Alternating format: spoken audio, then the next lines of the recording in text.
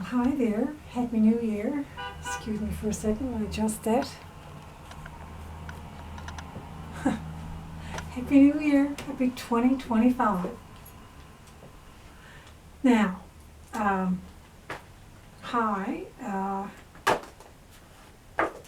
it's been a long time since I have done a video. Must be, I don't know, it was last year or the year before, but anyway, I'm going to attempt a short one today. I was on a TV show there last week or week before, and I forgot to mention something about one of my books, and I think I'm going to do that first, and then I'm going to talk about a new book that was recently published, a novella actually.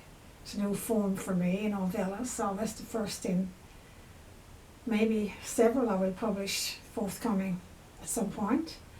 But I will talk about that after I just spend a minute or so just mentioning what I neglected to mention the other day on the TV show regarding, well actually it was regarding this book, which is my first book of poetry. And I was on this TV show, actually Out of the Fog was the name of it, and the lovely host was, we were chatting about that book among others, and in the process I couldn't remember a certain accolade I should say, or accolades the book had received, which was this one. And it reminded me of my very first launch of my very first book. When I was asked to get up and read, and I got up there and I froze. So I probably had another froze moment, but anyway, actually the little bit of information was included in the bio to this book, which was my most recent collection of poetry, Greenwood Fires. It was only published a couple of years ago. So it was mentioned on the back of this book about what this had done. So it says her first collection of poetry for adults, once when I wasn't looking, was considered for the Griffin Poetry Prize and is contained in the Journal of Canadian Poetry, University of Toronto. Now you would think I'll remember that, wouldn't you? But with 20 books, you do lose count of all the details with each one, and especially over 30 odd years. So, but at least some of the major universities that is included in, which is University of Providence, University of Chicago, Davis University, University of South Carolina, New York University, and of course Memorial University of Newfoundland. So this was all about this book, Once When I Wasn't Looking, which was the first collection of college and university age or category poetry that I had written. So this is my second collection, which is more recent, but these are the two major collections of poetry I published besides rhyming stories for kids. Anyway, now that that's out of the way, and as well, I neglected to mention, this is very important, you just, it's hard to think of everything, especially in a segment where time is limited and everything. So, but I do firmly, I am really, really proud of the fact that my books are in libraries, and they're in a lot of libraries. They're in libraries all over the province, they're in libraries all over Canada, they're in libraries all over the States. So it's hard to remember each specific one in these countries and counties or whatever, and some are in other countries as well. And where all my books can be found, which is go anywhere online, you can find my books. So there's oodles of places online where my books can be found, including the worldwide, of course, right now is Amazon. And all my books are universal in theme, and they apply to any race, color, or creed in any part of the world and any culture. So that is the main thing about my books. They apply to everybody, and everybody can relate to them. So having that out of the way, I will talk about Stanny, which is a novella. It's called Stanny, a novelette of first love.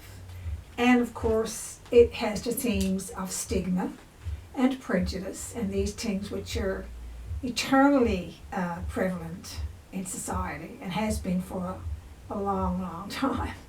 And it comes up in some of my literature. I do, I confess I do have a kind of affiliation, or at least I should say I have a kind of desire to write about those things. And in a couple of my books I do address them, and I address them in the Gravel Pit Kids, and I address them in the Seashell's Lament, and I also address them in the form of a teen love story, Stanny.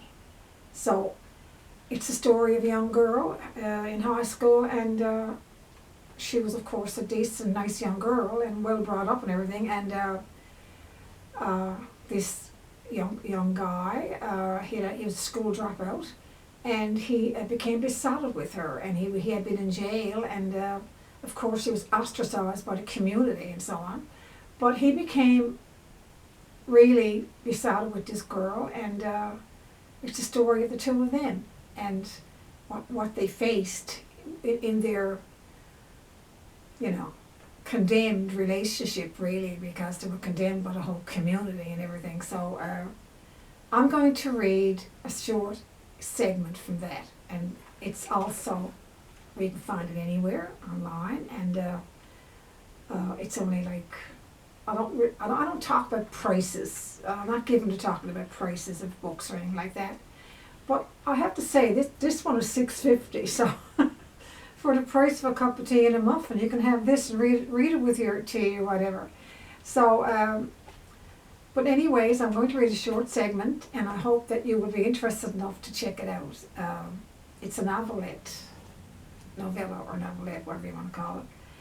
And it's great to read on your lunch break or something, or at least you can read some of it on your lunch break. And it has worthwhile themes, and it's also conducive to the shedding of some of the prejudice in the world and society. So, especially in young love.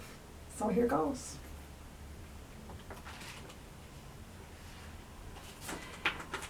Curtis and Stanny. Curtis actually, he used to write love notes to Stanny, and because he wasn't going to school anymore, he lived in a shack with this was set back in the 1960s, and he lived in a shack and he had no electricity, and he used to do everything by lamplight. So he would write notes to Stanny by lamplight, and he would deliver the notes to the school, the general store. And when Stanny would come over at recess with her friends, the guy in the store, the worker in the store, the server would sneak Stanny Curtis's notes. And that's how forbidden everything was. So this is part of this happening, actually. The story does get really dramatic and sad, and because they were forbidden to be with each other and so on. And she was boarding with people in this community. She was, staying with these people, and it was very difficult in those times. So here goes. Which one of you is Stanny Walters? It was recess at the general store. Mr. Baxter was standing looking over the heads of the giggling girls over by the second counter. He held 2 envelopes in his hand.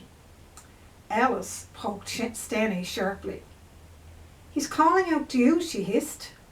Her cheeks were flushed with excitement and the hope of some drama.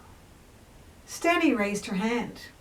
She was too surprised to say anything. She took the envelopes he handed her.